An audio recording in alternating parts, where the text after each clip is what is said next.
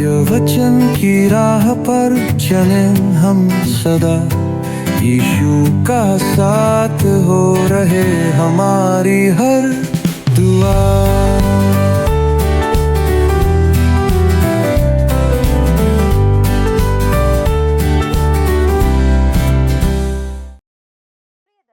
मैं आपका इस क्रमबद्ध बाइबल अध्ययन कार्यक्रम सत्य वचन में हार्दिक स्वागत करती हूँ। मित्रों, आज के अध्ययन में हम देखेंगे प्रकाशित वाक्य की पुस्तक उसके अध्याय 3 के अंतिम पदों को, जहाँ लिखा है जो लौदीकिया की कलीसिया को दी गई चेतावनी का एक अंतिम भाग है।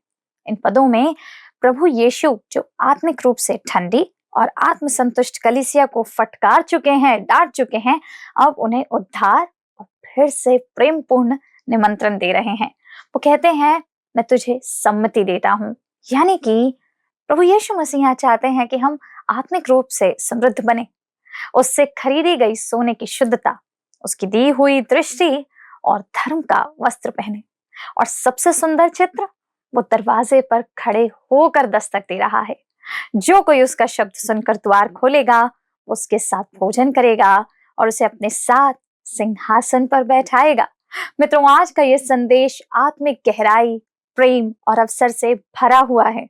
तो आइए हम परमेश्वर के दास के द्वारा वचन से महत्वपूर्ण बातों को समझें और सीखें। प्रिय मित्रों, आप सभी को प्रभु यीशु मसीह में प्रेम भरा नमस्कार। एक बार फिर से मैं आप सभी का सत्यवचन क्रमबद्ध बाइबल अध्ययन में स्वागत करता हूं, जो आपकी आत्मिक उन्नति के लिए प्रसारित किया जाता है। इसमें हम बाइबल के प्रत्येक पुस्तक का अध्ययन करते हैं और इस समय हम प्रकाशित वाक्य की पुस्तक का अध्ययन कर रहे हैं, जो बाइबल की अंतिम पुस्तक है। दोस्तों, यह एक ऐसी पुस्तक है जिसमें बाइबल की सारी भविष्यवाणियां आकर के पूर्ण होती हुई दिखाई देती हैं। यद्यपि उनमें से बहुतों का घटना अभी भी शेष है। पिछले अध्ययन में हम देख रहे थे कि लौदीकिया की कलीसिया से प्रभु यीशु मसीह कहते हैं कि वह ना तो ठंडी है और ना गर्म है। दोस्तों, वास्तव में वह गुनगुनी कलीसिया थी। अतः वह प्रभु यीशु मसीह के द्वारा से उगले जाने के स्तर पर आ चुकी थी। अर्थात संभावना है कि वह प्रभु के आने पर स्वर्ग में उठाई नहीं जाएगी, परंतु प्रभु यीशु मसीह उसे सम्मति देता है, उसे समझाता है कि वह उससे कष्टों द्वारा सोना अर्थात उसका बहुमूल्य लहू ले ले और प्रभु यीशु की धार्मिकता ओढ़ ले और आंखों में सूरमा लगा ले, अर्थात पवित्र आत्मा को ग्रहण कर ले कि उसकी आंखें खुल जाए। मित्रों, आज बहुत से विश्वासियों को इन बातों की आवश्यकता है। आज हम लौदीकिया जैसी कलीसिया के युग में जीवन जी रहे हैं, जिसमें कलीसिया परमेश्वर के अनुग्रहकारी उद्धार की गवाही देने में असफल रही है। फिर भी वह उसे प्रकाशित वाक्य 3 के 18 में आगे क्या कहता है, आइए हम पढ़ते हैं। प्रकाशित वाक्य 3 का 18 लिखा है, इसीलिए मैं तुझे सम्मति देता हूं कि आग में ताया हुआ सोना मुझसे मोल ले कि तू धनी हो जाए, और श्वेत वस्त्र ले ले कि पहनकर तुझे अपने नंगेपन की लज्जा ना हो, और अपनी आंखों में लगाने के लिए सूरमा ले कि तू देखने लगे। दोस्तों, यहाँ पर कहता है, इसीलिए मैं तुझे सम्मति देता हूं कि आग में ताया हुआ सोना मुझसे मोल ले कि तू धनी हो जाए। दोस्तों, यह कुछ और नहीं, हमारे प्रभु यीशु मसीह का बहुमूल्य लहू है। और आगे कहता है, और श्वेत वस्त्र ले ले कि पहनकर तुझे अपने नंगेपन की लज्जा ना हो। यह प्रभु यीशु मसीह की धार्मिकता के वस्त्र हैं, उसके संदर्भ में कहा गया है। मित्रों, हमें केवल और केवल प्रभु यीशु मसीह के द्वारा से धार्मिकता प्राप्त हो सकती है और कोई माध्यम नहीं है, न हमारे भले काम, न हमारा आचरण, न हमारा व्यवहार, जो हमें धार्मिकता दे सके। और तब आगे कहता है, और अपनी आंखों में लगाने के लिए सूरमा ले ले कि तू देखने लगे। दोस्तों, यह पवित्र आत्मा के संदर्भ में कहा गया है, जो आज भी विश्वासियों की आंखें खोलने का काम करता है। यह उपदेश लौदीकिया के लिए बहुत अर्थपूर्ण था। इन 7 पत्रों पर लिखी पुस्तक के ऊपर सर विलियम रामसे इन 7 पुस्तकों पर लिखी अपनी एक कृति के ऊपर एक बात कहते हैं, जो कि एक बहुत उत्तम बात है। वो लिखते हैं, लौदीकिया की कलीसिया को यह समझ जाना चाहिए था कि वह अंधी है, परंतु ऐसा नहीं है कि उनका अंधापन दूर नहीं हो सकता था। दोस्तों, वह रोगग्रस्त है और उसे उपचार की आवश्यकता है, परंतु उसके प्रसिद्ध मेडिकल कॉलेज का डॉक्टर उनके लिए कुछ नहीं कर पा रहा था। यही परिस्थिति आज हमारे सामने ही है। जो पत्थर वे पीसकर आंखों में लगाने के लिए देते थे या जिससे वो अपने आंखों में सुरमा लगाते थे, यह आज का सभ्य समाज भी है जो वही काम कर रहा है। आज उनके नेत्र रोग के लिए किसी को काम करने की आवश्यकता नहीं है, उन्हें केवल प्रभु यीशु मसीह के पास आना है। लौदीकिया की कलीसिया को सृष्टिकर्ता से ही वह सुरमा खरीदना होगा जिसका मूल्य है कष्ट उठाना और स्थिर बने रहना। तब हम आगे बढ़ते हैं और पद 19 में आते हैं। प्रकाशित वाक्य 3:19 लिखा है, मैं जिन जिन से प्रेम करता हूं उन सब को उलाहना और ताड़ना देता हूं, इसलिए सरगर्म हो और मन फिरा। दोस्तों, वह कहता है इस कलीसिया के लिए उसका अंतिम संदेश है। वो कहता है सरगर्म हो, अर्थात जोश में आ जा, अपना ठंडापन दूर कर। दोस्तों, हम अपने आप से अपने ठंडेपन को दूर कर सकते हैं यदि हम प्रभु के पास आ जाते हैं। परमेश्वर के लिए हमें ज्वलंत हो जाना चाहिए और यही आवश्यकता है। वह उन्हें आदेश देता है कि वे अपनी गुनगुनी अवस्था को त्याग दें। दोस्तों, ये हमारे हाथ में है कि हम अपना गुनगुनापन छोड़ सकते हैं। और वह उनसे कहता है करना क्या है, मन फिरा। उसे मन फिराने की आवश्यकता थी। इस कलीसिया को सबसे अधिक मन फिराव की आवश्यकता थी। मन फिराव की आवश्यकता आज भी हम सबों को है, परंतु यदि आप मन फिराव का प्रचार करेंगे तो आप जनमान्य प्रचारक नहीं होंगे। लोग आपको पसंद नहीं करेंगे। लोग नहीं चाहते कि आप उनसे कहें कि आपको मन फिराने की आवश्यकता है। दोस्तों, आपका सम्मान इस बात पर नहीं किया जाएगा। आपको प्रचार करने का अवसर भी नहीं दिया जाएगा यदि आप उन्हें मन फिराने के लिए कहते हैं। आज भी कलीसिया में सदस्यों के लिए देर नहीं हुई है। दोस्तों, प्रभु कहता है मैं जिन जिन से प्रेम करता हूं उन सब को उलाहना और ताड़ना देता हूं, इसलिए सरगर्म हो और मन फिरा। अब दोस्तों, हम आते हैं पद 20 में। पद 20 से आरंभ होता है प्रभु यीशु मसीह का निमंत्रण, जो किसी भी समय में आज हमारे समय के लिए भी प्रासंगिक है। आइए हम पढ़ते हैं प्रकाशित वाक्य 3 उसका 20 पद। लिखा है, देख मैं द्वार पर खड़ा हुआ खटखटाता हूं। यदि कोई मेरा शब्द सुनकर द्वार खोलेगा तो मैं उसके पास भीतर आकर उसके साथ भोजन करूंगा और वह मेरे साथ। दोस्तों, ये अद्भुत वचन है जो प्रभु यीशु मसीह इस संसार के लिए कहते हैं, हर एक मनुष्य के लिए कहते हैं।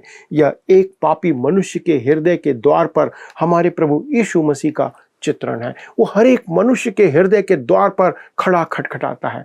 यह एक पापी के मन के द्वार पर खड़े प्रभु यीशु मसीह का निवेदन है। यह एक महिमामय और अद्भुत चित्रण है। मित्रों, आपने एक चित्र देखा होगा जिसमें प्रभु यीशु मसीह किसी के द्वार पर खड़ा हुआ खटखटा रहा है।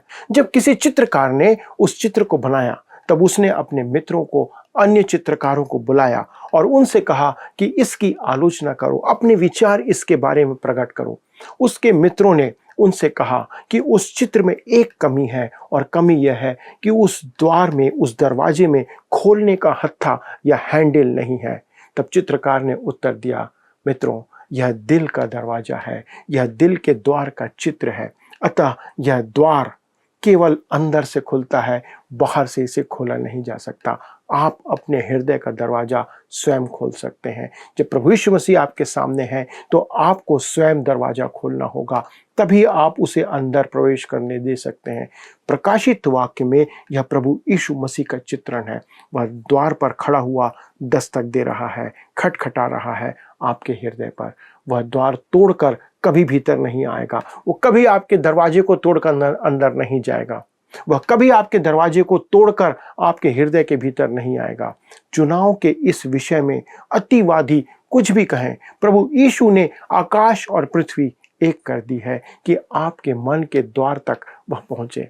वहां पहुंचकर वह द्वार पर दस्तक देकर प्रतीक्षा करता है, इंतजार करता है। दोस्तों, केवल आपको एक काम करना है, अपने हृदय का दरवाजा खोलना है कि वह आपके हृदय में आ जाए। वह केवल आपके द्वार पर खोले जाने का इंतजार कर रहा है कि कब आप दरवाजा खोलेंगे और वो उसके अंदर आ जाएगा।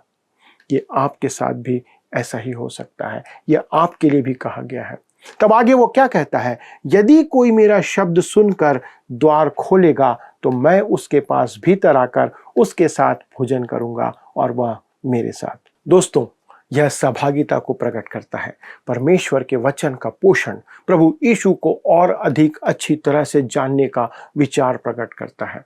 तब अगले पद 21 में वो कहता है, हम पढ़ते हैं प्रकाशित वाक्य 3 उसका पद 21, लिखा है, जो जय पाए मैं उसे अपने साथ अपने सिंहासन पर बैठाऊंगा, जैसे मैं भी जय पाकर अपने पिता के साथ उसके सिंहासन पर बैठ गया। मित्रों, एक बार फिर से मैं आपका ध्यान उस सच्चाई की ओर खींचना चाहता हूं कि प्रभु यीशु मसीह पिता परमेश्वर के साथ अपने संबंध को सदैव बेजोड़ रीति से दर्शाता है जब वो कहता है मेरा पिता।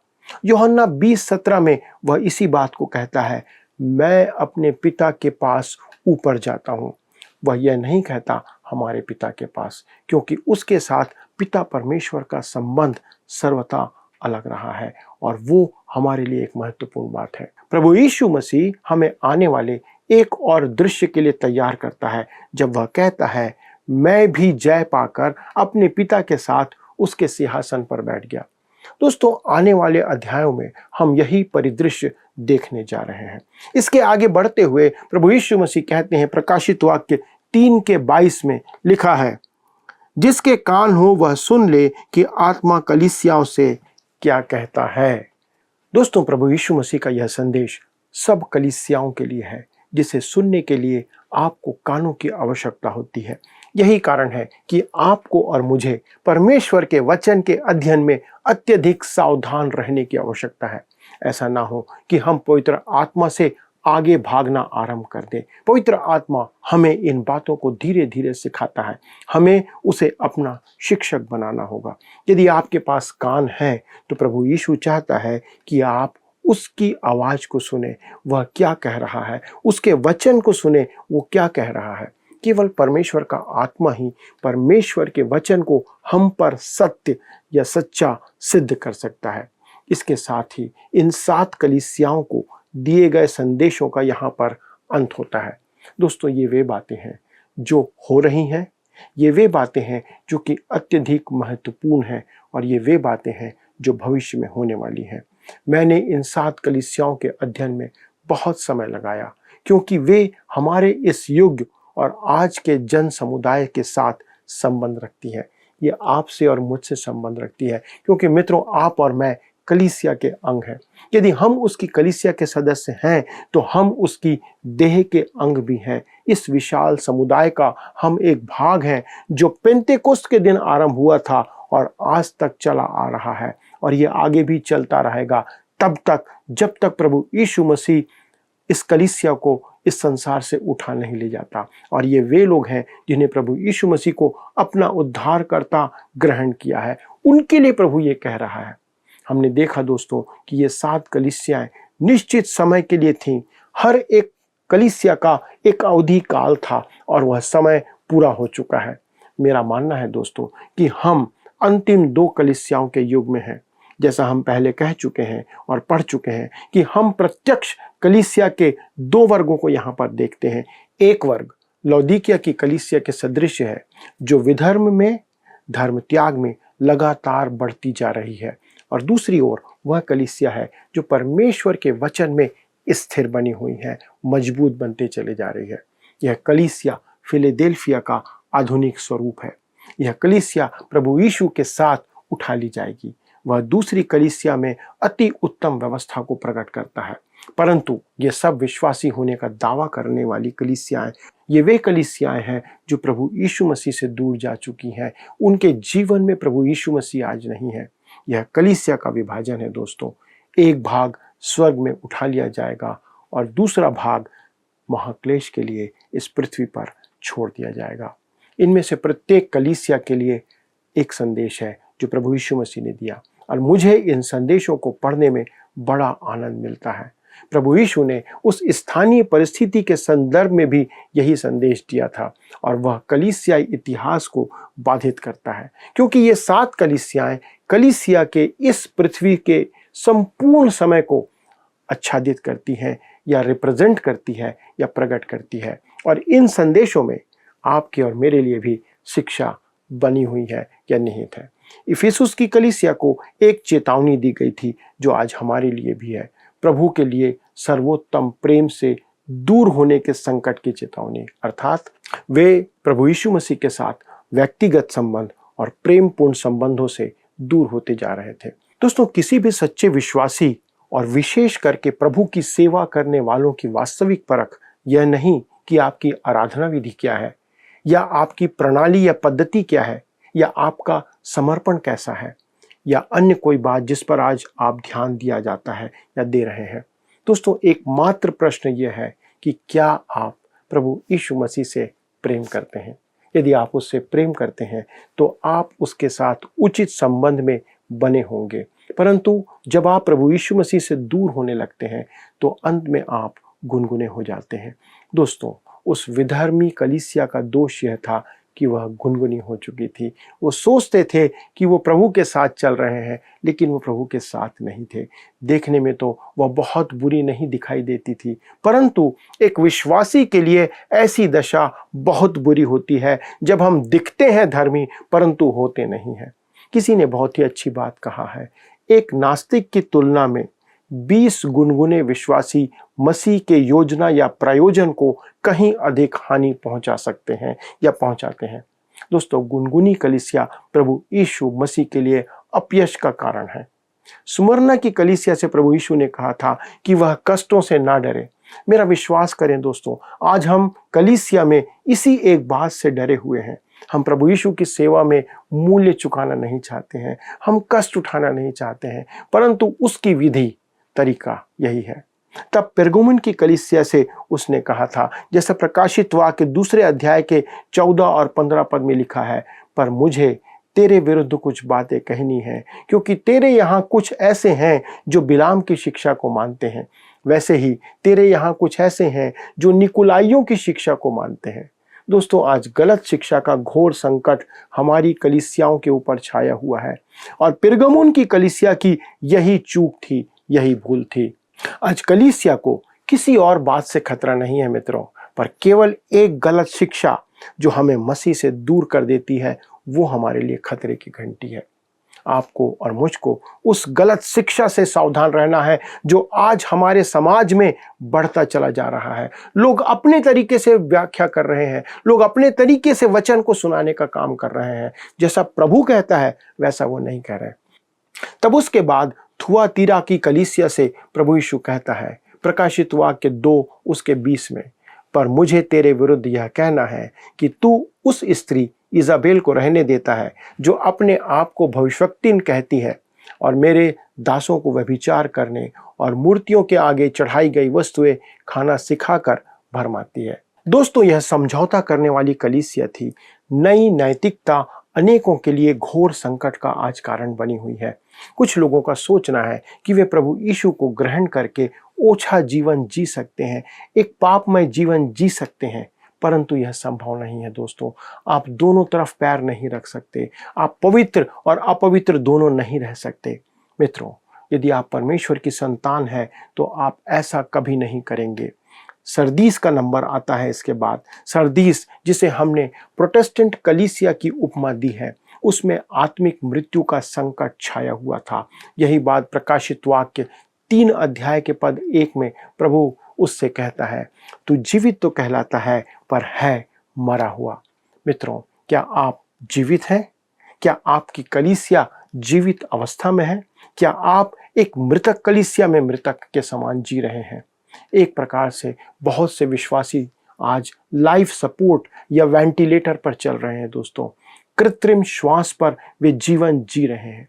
अनेक विश्वासियों की वही स्थिति है, फिर भी वे विश्वास की ऐतिहासिक शिक्षाओं को मानने का दावा करते हैं। मित्रों, आज प्रोटेस्टेंट कलीसिया का घोर अपराध है उनकी शिथिलता, और यह सबसे बुरी बात है, वे अपने विश्वास को लेकर के बहुत ज्यादा रिलैक्टेंट हो गए हैं। यही बात बहुत खतरनाक है हम सभी के लिए कि कहीं हम ऐसी स्थिति में जीवन तो नहीं जी रहे हैं। इसके बाद आती है फिलाडेल्फिया की कलीसिया जो किसी संकट में नहीं थी।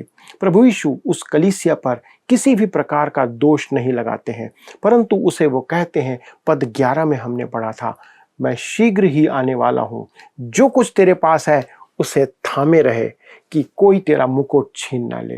दोस्तों, उनके पास क्या था जिसे उन्हें थामे रहना था? उसने उनकी प्रशंसा की थी क्योंकि उन्होंने उसका वचन थाम कर रखा हुआ था। दोस्तों, आज हमारे पास परमेश्वर का वचन है और हमें इसे थामे रहना है। हमें किसी भी क्षेत्र में सावधान रहना है। मैं अपनी सेवा के बीते समय को जब देखता हूँ तो मुझे उन लोगों का स्मरण आता है जिन्होंने विश्वास के साथ, सत्यनिष्ठा के साथ आरंभ तो किया था, परंतु वे अंत वैसा नहीं कर पाए। उनमें से कुछ मुझसे अधिक सामर्थी थे और वचन की रक्षा मुझसे अच्छी तरह से कर सकते थे, परंतु अब वे विश्वास से दूर हो गए। दोस्तों, ये बहुत दुख की बात है कि एक समय जो विश्वास में मजबूत थे, आज प्रभु से दूर हो गए हैं, विश्वास में कमजोर हो गए हैं। मुझे इससे बड़ा अचंभा होता है, ताजुब होता है कि आप कैसे प्रभु से दूर जा सकते हैं। आज की फिलाडेल्फिया कलीसिया में यही एक घोर संकट है। दोस्तों, परमेश्वर के वचन के पालन से हमको पथ भ्रष्ट कराया जा रहा है और हम इससे बचे रहें। इसके बाद लौदीकिया की कलीसिया का नंबर आता है। प्रभु यीशु उनसे कहता है, इसलिए कि तू गुनगुना है और न ठंडा है और न गर्म, मैं तुझे अपने मुंह से उगलने पर हूँ। पद 16 में उसने कहा था। दोस्तों, यह विधर्मी कलीसिया है जो विश्वासी होने का दावा करती है, ढोंग करती है, परंतु उसमें आत्मिकता की कमी है। परंतु प्रभु उस कलीसिया को भी अंतिम निमंत्रण देता है, अवसर देता है कि वह मन फिराए और उसके पास आ जाए। प्रिय मित्रों, इन 7 कलीसियाओं में हम कहीं ना कहीं अपने आप को, अपनी कलीसिया को, अपने जीवन को देख सकते हैं। क्या आपने अपने आप को इसमें कहीं पे देखा? आज हमें अपने आसपास या अपनी कलीसिया में देखने के पहले अपने आप को परमेश्वर के वचन के दर्पण में स्वयं को देखने की आवश्यकता है, क्योंकि हमें अपने स्वयं का हिसाब देना है, किसी और का हिसाब हमें नहीं देना है। मित्रों, आप किस स्थिति में हैं केवल आप जानते हैं और प्रभु जानता है, और इसलिए यह वचन का अध्ययन प्रभु ने आपके कानों तक, आपके जीवन तक पहुंचाया है कि आपके कान से होते हुए आपके हृदय तक पहुंच जाए, क्योंकि परमेश्वर आपसे प्रेम करता है। आज भी वो आपसे प्रेम करता है। वो नहीं चाहता कि आप नाश हो, पर आपको वह सही मार्ग पर लाना चाहता है। इसलिए वो इंतजार कर रहा है, आपके हृदय के दरवाजे पर खटखटा कर वो खड़ा हुआ इंतजार कर रहा है। आइए हम परमेश्वर के वचन के अनुसार उसके निकट आ जाएं और उससे क्षमा मांगते हुए प्रार्थना करें। यदि हमने कोई गलती या पाप किया है या हम परमेश्वर से दूर चले गए हैं तो हमारे पास आज अवसर है। आइए प्रार्थना करें। स्वर्गीय पिता, हम धन्यवाद देते हैं आज के इस वचन के लिए, जब आपने हमें इन 7 कलीसियाओं के द्वारा से इस बात का संदेश दिया कि हम कहीं ना कहीं इन कलीसियाओं के अनुसार अपने जीवन में स्वयं को देख पाते हैं। प्रभु, हम नहीं जानते कि इन लोगों के जीवन में, हमारे दर्शकों के जीवन की स्थिति क्या है, लेकिन वे स्वयं जानते हैं, आप जानते हैं प्रभु, और हमारा विश्वास है कि आपने अपने वचन के द्वारा उनसे बातें किया है। प्रभु, आपने उन क्षेत्रों को उन्हें दिखाया है जहां वे आज कमजोर हैं। अनुग्रह करना प्रभु कि वे वचन के आधार पर आपके निकटता में आए, अपने जीवन को बदलें, जो है उनके पास उसे थामे रहें, और यदि वे आपसे दूर चले गए हैं तो लौट कर आपके पास आ जाए। पिता परमेश्वर, इस वचन के लिए धन्यवाद देते हुए विनती प्रभु यीशु क्रिस्त के नाम से मांगते हैं, आमीन। प्रिय मित्रों, मुझे विश्वास है कि आज का अध्ययन आपके लिए बहुत आशीष का कारण रहा होगा, क्योंकि वह आपके व्यक्तिगत जीवन से, आपके अनंत से जुड़ा हुआ है। अगले प्रसारण में इस अध्ययन को आगे बढ़ाएंगे और देखेंगे कि प्रभु यीशु मसीह इसके आगे कलीसिया से, लोगों से क्या कहता है। तब तक प्रभु का अनुग्रह आप पर बना रहे। प्रभु आपको आशीष दे। मित्रों, हमने इस अध्ययन में देखा कि प्रभु यीशु लौदीकिया की कलीसिया को केवल दोष नहीं देते, बल्कि एक नई शुरुआत का मौका भी देते हैं। वो ये नहीं चाहते कि कोई भी नष्ट हो जाए, बल्कि हर कोई पश्चाताप करके फिर से जीवन पाए। यही प्रभु यीशु चाहते हैं। आज भी वो हमारे जीवन के द्वार पर खड़े हैं, दस्तक दे रहे हैं, इंतजार कर रहे हैं।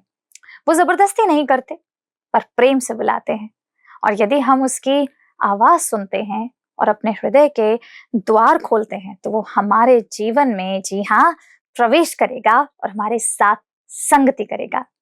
मित्रों, यह एक व्यक्तिगत और सामूहिक बुलावा है परमेश्वर के साथ फिर से संबंध जोड़ने का। तो आइए देर मत कीजिए, हम अपने हृदयों की स्थिति पर विचार करें, पश्चाताप करें और प्रभु के उस प्रेममय निमंत्रण को स्वीकार करें जो हमें विजय देकर अपने साथ सिंहासन पर बैठाना चाहता है। तो क्या आज आप यीशु के लिए अपने हृदय के द्वार को खोलने के लिए तैयार हैं? क्या आप चाहते हैं कि यीशु आपके जीवन में आए और आपको आशीष दे? तो आज ही आप एक निर्णय ले लीजिए, अपने जीवन में प्रभु यीशु को स्थान दे दीजिए। यदि आप इस अध्ययन को दोबारा किसी के साथ बैठ करके सुनना चाहते हैं, देखना चाहते हैं, या उस इंसान को आशीषित करना चाहते हैं जैसे आप हुए हैं, तो हमारे YouTube चैनल वर्ड रिज़ाउंड्स हिंदी में आप इसे प्राप्त कर सकते हैं। अधिक जानकारी और प्रार्थना के लिए आप स्क्रीन पर दिए हुए नंबर 9651433397 पर संपर्क कर सकते हैं। आपकी स्क्रीन पर आ रहा है, हमें आपकी कॉल का इंतजार है। हमारे परामर्शदाता इंतजार कर रहे हैं आपके लिए मिलकर सहभागी होकर प्रार्थना करने के लिए। प्रभु आपको आशीषित करे।